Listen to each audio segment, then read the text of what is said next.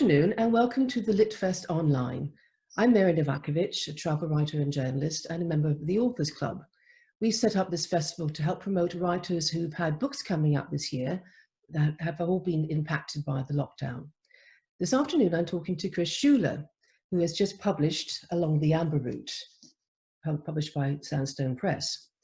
And Chris spent many months traveling the 2,500 kilometer route that the amber trade took from St. Petersburg to Venice. Good afternoon, Chris. Afternoon, Mary. What inspired you to take this enormous route? Well, about 10 years ago, I decided to visit Wrocław in Western Poland because my father was born there in 1919, and in those days it was one of the largest cities in Germany. I think it was the largest city in the German Empire after Berlin and Hamburg. He fled the Nazis in the 1930s, and at the end of the war the borders of Poland were shifted substantially westward, and Breslau, as it then was, became Wrocław, with a total transfer of populations between Lvov, which Poland was forced to cede to Ukraine. So that was a fascinating visit. I mean, obviously the city was pretty much devastated at the end of the war, but the historic square in the centre of town has been largely reconstructed, and the town hall miraculously came through with relatively light damage. I went in order to see where my grandparents lived, where my great-grandparents were buried. But what I was surprised by was the amount of amber on sale in the shops around the old town square. I thought, this is, we're, I don't know, 200 kilometers from the sea here, why all this amber? And then in the city museum, I discovered that it was actually on an ancient trade route that once ran from the Baltic to the Adriatic. Back in the early 20th century, in the southern suburbs of the city, while they were building a road, they discovered several pits full of amber. They were, quite substantial pits. They were packed with raw amber, with the largest pieces at the bottom and the smallest at the top. And they also had post holes around them, which suggests that they had some sort of roof over them. So these were sort of sheds for amber storage. And two more were discovered subsequently. And it became clear that this was a kind of major entrepot on the amber route, where amber was sort of brought from the north and traded, and then carried on by merchants to the south. I started to sort of research the amber route, and as I plotted it on a map, I realized that it ran through, because a lot of it goes through Western Poland, former German territories.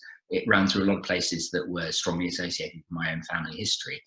So I thought, here was an opportunity to write a travelogue in which you follow a historical trade route, a bit like Thubron's writing on the Silk Road, but also it would be a journey into family history as well.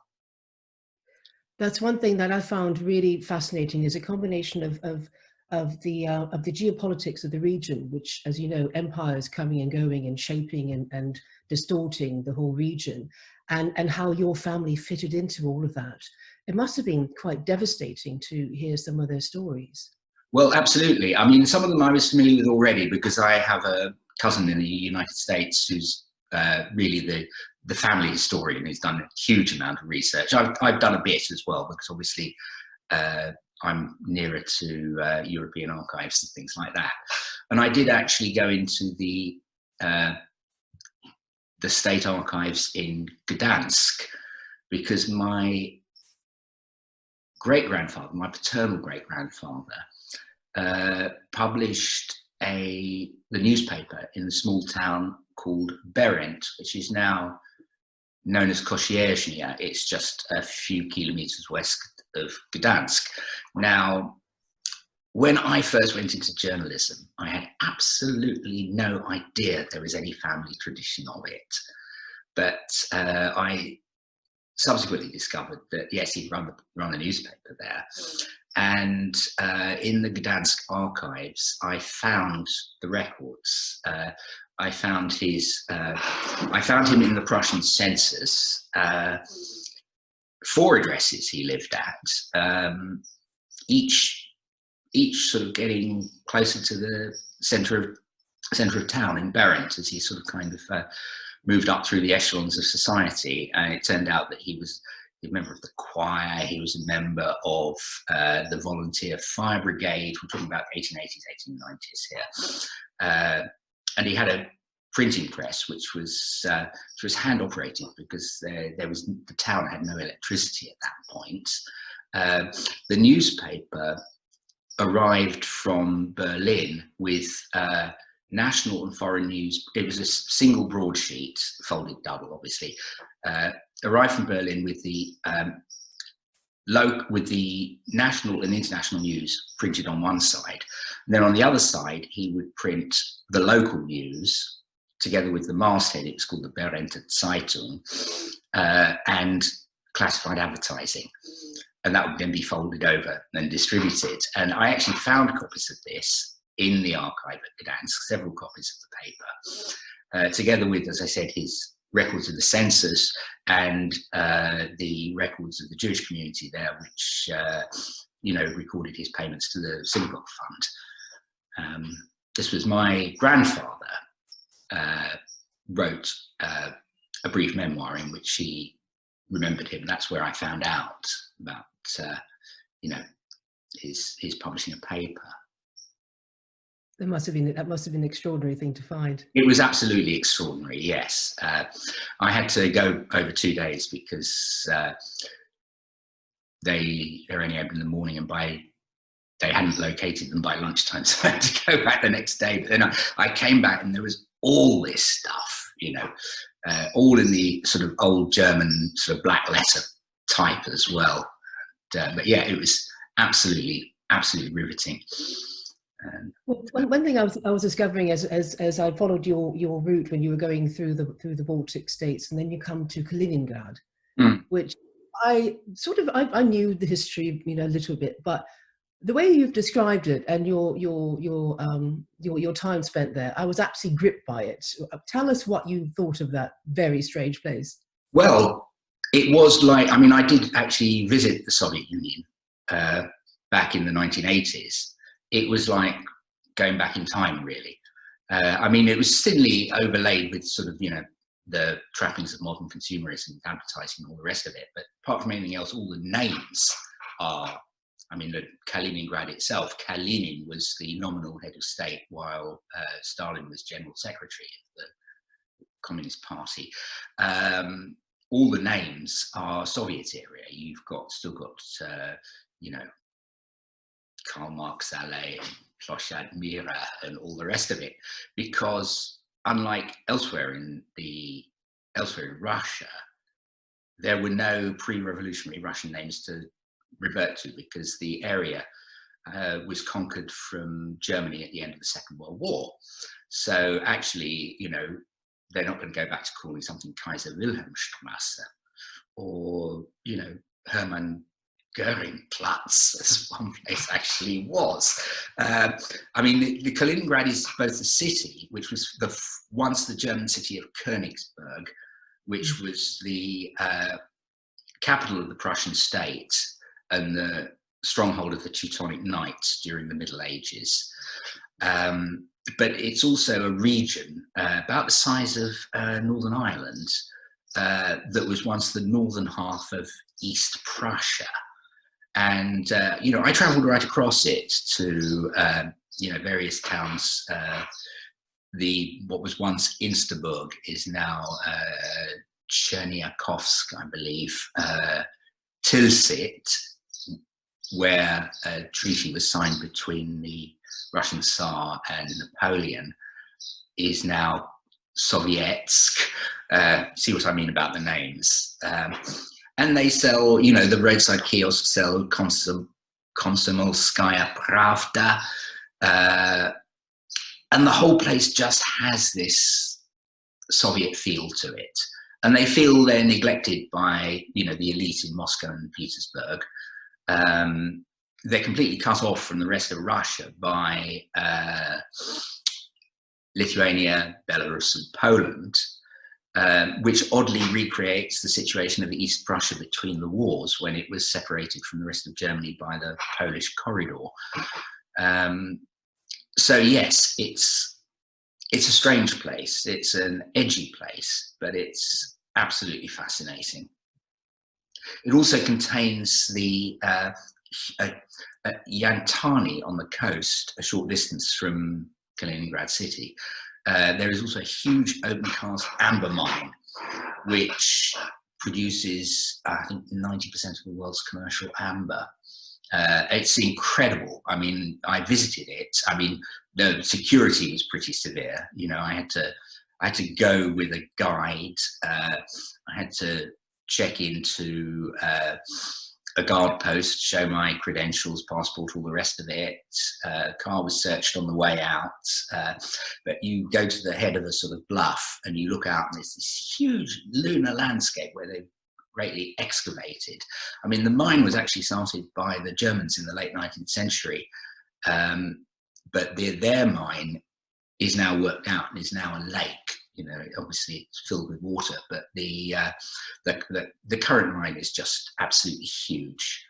And you know, you can pick up a lot of amber along the beach there. I've got various pieces, some of which I collected myself, some of which were given to me by kind people there. You've got here, this is a sort of kind of classic piece of traditional sort of marmalade coloured amber, and this is the opaque yellow amber, which is also used to make sort of jewellery and objet d'art. Yeah, you can quite often, I mean, the outside St. Petersburg, there is the famous Amber Room, which of course is a replica because the original was looted by the Germans during the war and then disappeared. But the panelling there, it's a whole room completely panelled with amber. It makes very artistic use of the contrasting colours of different sorts of amber, the you know, the opaque and the transparent, the light and the dark.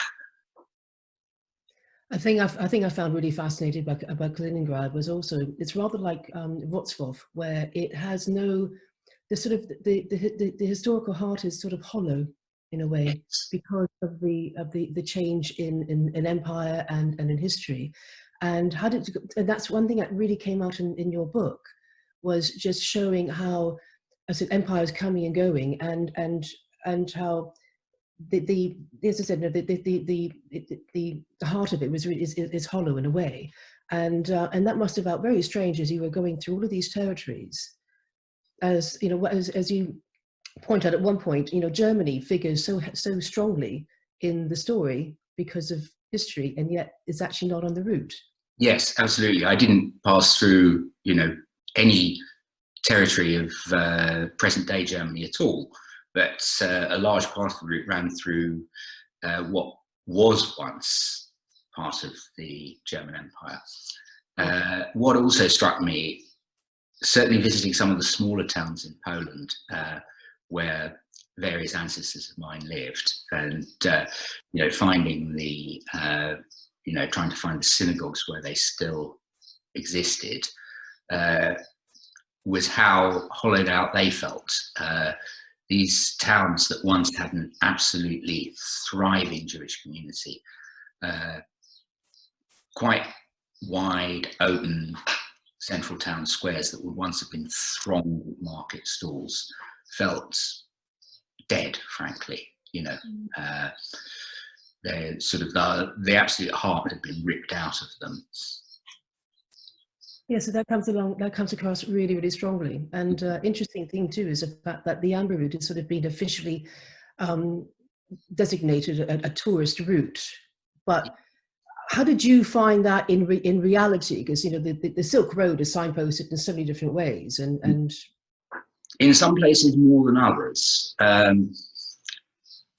Gdansk makes a huge deal of amber. It became a bit of a symbol of the solidarity movement during the 1980s, and in one of the churches that was one of the centres of the movement, they've created a huge altar out of amber with a statue of the Virgin Mary carved from the stuff. In other parts of Poland, very much less so.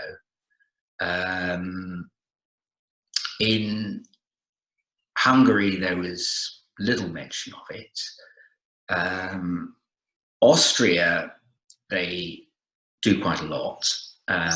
There's a sort of kind of, they've even got a little mascot, a kind of red-headed cartoon girl called Betty Bernstein. Bernstein is the German for amber. And there's a whole heap of local museums sort of are affiliated to this. Most of them actually have nothing whatsoever to do with amber. You know, they're museums on the local wines or whatever, you know, but the Austrians have clearly latched onto its tourist potential, and there's even a cycle route. Italy, very much less so. I suppose, you know, officially the end of the route is, according to the tourist itinerary, is Venice. Venice doesn't need any more tourists. And I found no trace of amber there. Of course, it didn't exist during the heyday of the amber route, which was sort of late Iron Age Roman period, although it was supposedly founded by refugees from the cities on the northern Adriatic coast fleeing Attila the Hun. And the actual end of the amber route is Aquileia, which is just inland from Grado at the top of the Adriatic, and is fabulous. I mean, it was one of the largest cities in the Roman Empire, and I mean, nowadays it's basically a large village surrounded by an awful lot of Roman ruins, which show you how much bigger the town was in Roman times. But this was where the stuff was crafted into jewellery for export throughout the empire, and the museum there has an absolutely astonishing display. Things, rings, figurines, carved faces, little carved animals, all of it, you know, all of it is amber that has come all the way from the Baltic. I liked Aquileia very much. It was an extraordinary place. It's also got an absolutely huge Romanesque cathedral as well, because it was once the seat of a diocese. Mm.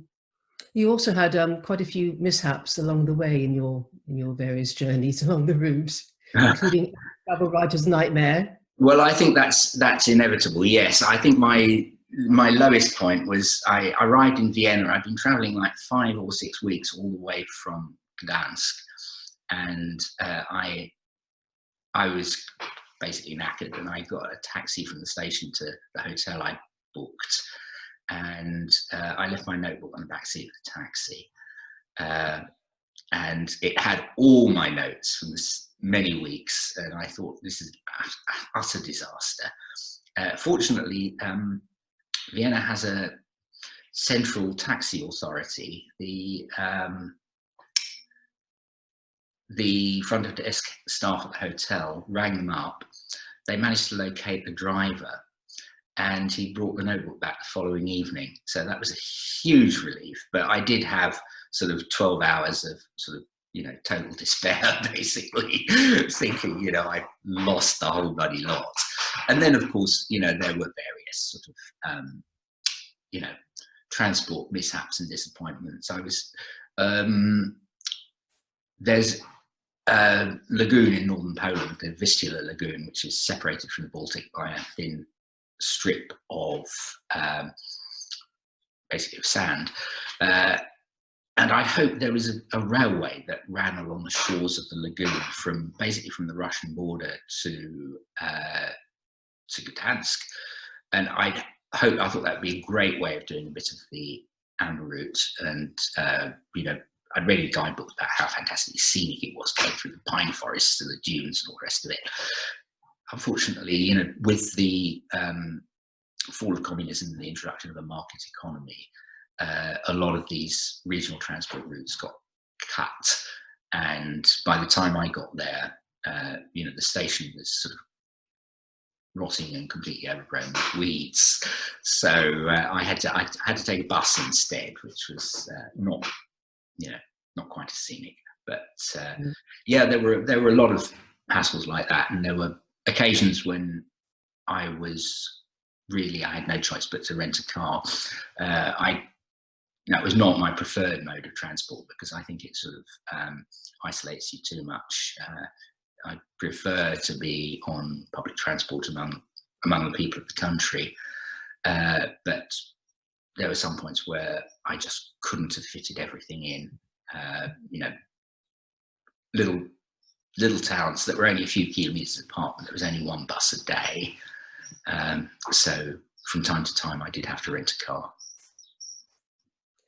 Well, I think that pretty much is our time that we have for this, and Okay. I just want to thank you so much for your time, and thank you for writing such a compelling, absorbing book. Absolutely, thoroughly enjoyable, and we hope you, people watching, have enjoyed this segment of the LitFest Online with the Authors Club. Goodbye. Thank you very much.